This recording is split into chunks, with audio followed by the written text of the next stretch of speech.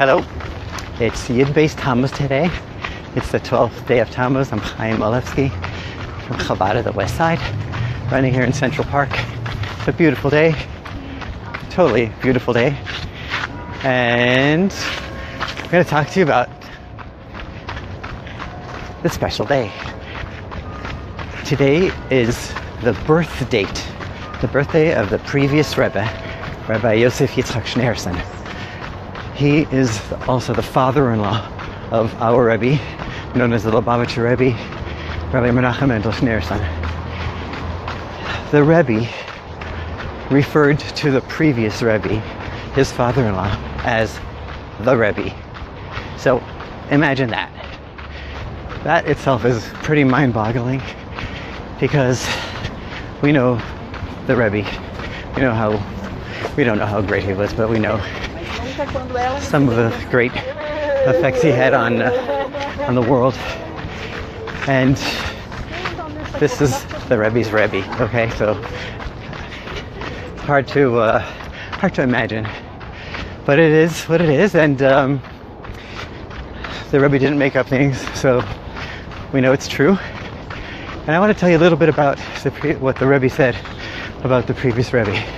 First of all, it's his birthday, and it's the 12th of Tamuz, and it's also the date on which he was freed from Russian exile, from the Russian prison.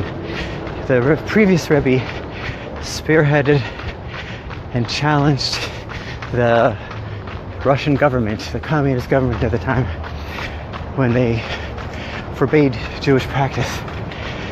And he fought them hard and challenged them, and actually gathered groups of people together and had them commit their lives, literally their lives.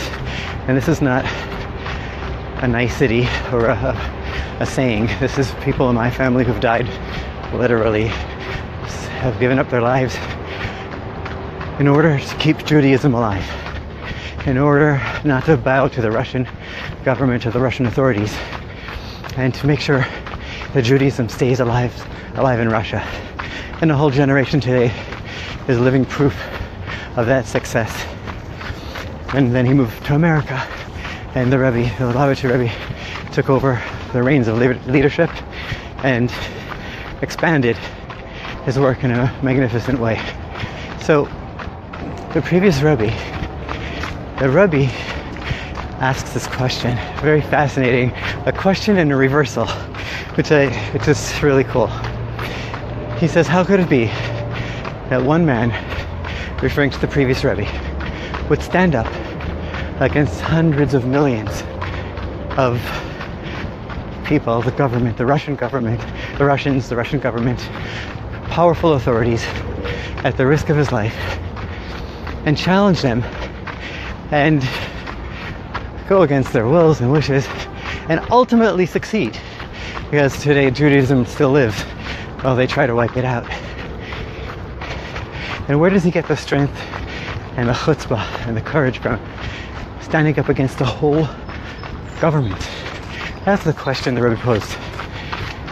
And then the Rebbe went on to explain that in the previous Rebbe's capacity as a leader of the Jewish people, he wasn't acting alone.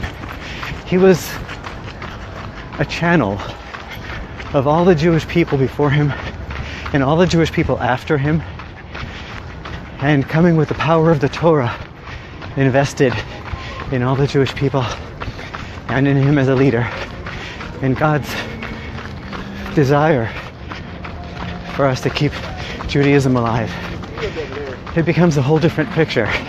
It wasn't the previous Rebbe, it wasn't one man working alone against the government. It suddenly becomes billions of souls, of powerful Jewish souls, working together to battle a few 100 million Russians who are not doing the right thing anyway. So the Rebbe asks, now that we have that understanding, the Rebbe says, how could one even imagine that one might be intimidated by the whole Russian government, if they're working with such great power behind them. And here the Rebbe turns it to us, to me and to you. If you're watching this, and share this with others, please. The Rebbe says, the previous Rebbe paved the path for us to do the same thing. And he made it possible for us to overcome any obstacle that might fall in our way, that might challenge us to live a full Jewish life and to commit to following God's ways. So that's a nutshell of a message of the day where the previous Rebbe embodied in him as a Jewish leader all the Jewish people before him and after him. And he was that link at the time. And you know what? The Rebbe says we're all in the same boat. And we all have to access that Rebbe within us and challenge the world and be the best we can be and overcome all the obstacles. So that's the idea, the overall general idea. I want to share with you one more thought that I just heard now from the Rebbe also on my run here in Central Park, New York City,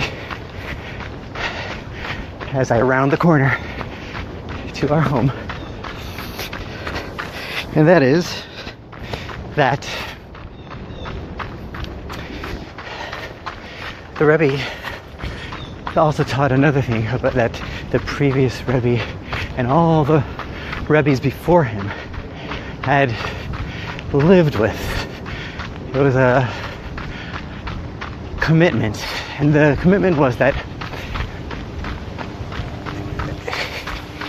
the Rebbe, the previous Rebbe, and our Rebbe, who's encouraging us to do the same, didn't wait for people to come to them to ask for help, whether it was materially or spiritually.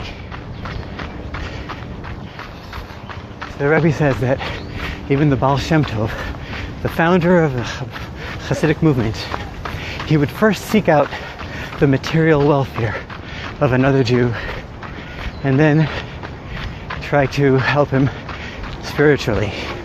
And both things are important, says the Rebbe.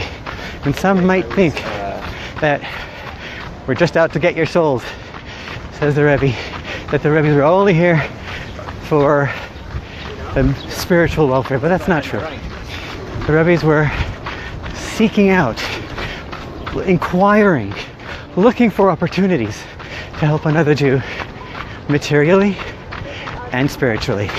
And they're both equally important. The Rebbe did say that it's not like some people might think that, oh, we'll help them materially so that they'll do another mitzvah spiritually. It's not it. The Rebbe said it's not it. They're both important values. The Rebbe did say that it is easier for a Jew to live a spiritual life, easier if their material welfare is taken care of. So that is important too, but they're two separate things. So the Rebbe said, encouraged us to do the same thing, to access the Rebbe within and seek out other Jews whom we can help. And the Rebbe said there's no, in nature, everything gives and takes. There's no just giving or taking. You have to have both, giving and taking. There's not either or. Hey, look who's here. So, this is my wife and our neighbor and friend. We're on Facebook Live now. Hi, everybody. What do you think about? What do you think about Yud Beis Tamuz? What do you want to say? What's your message? This is not prepared. He just happens to be in Central Park too. Happy birthday, Chanamushka. What? Happy birthday, Friedrich Rebbe. What's your message? My message is that Jewish education is really important and it's worth sacrificing everything for. Amen. Bye. Amen. Would you like to share a message? Thank you. That was great. That's Sarah. She's awesome. So, as we wrap up over here, that was a surprise. She did not know. This was not planned. So giving and taking. So the Rebbe says that we don't only give or only take in nature, we do both, where everything is a giver and a taker. So even if you're giving tzedakah, giving charity to a poor person, that poor person is really giving the giver a lot more than the giver is giving the poor person. So too, in every exchange, God directs the steps of mankind, and in every exchange we have with another human being. If you meet somebody, or you even hear about another Jew, even if you never met him, you gotta figure out what was the purpose of this meeting, in this exchange. You're going to, I'm gonna head out now, in this exchange with another Jew. You may benefit from the person, and your job is also to seek out how can you benefit that person. Okay, that's the story today. So I think we have enough lessons over here. I mean, good to start with. You can always see more on Chabad.org. God bless you all.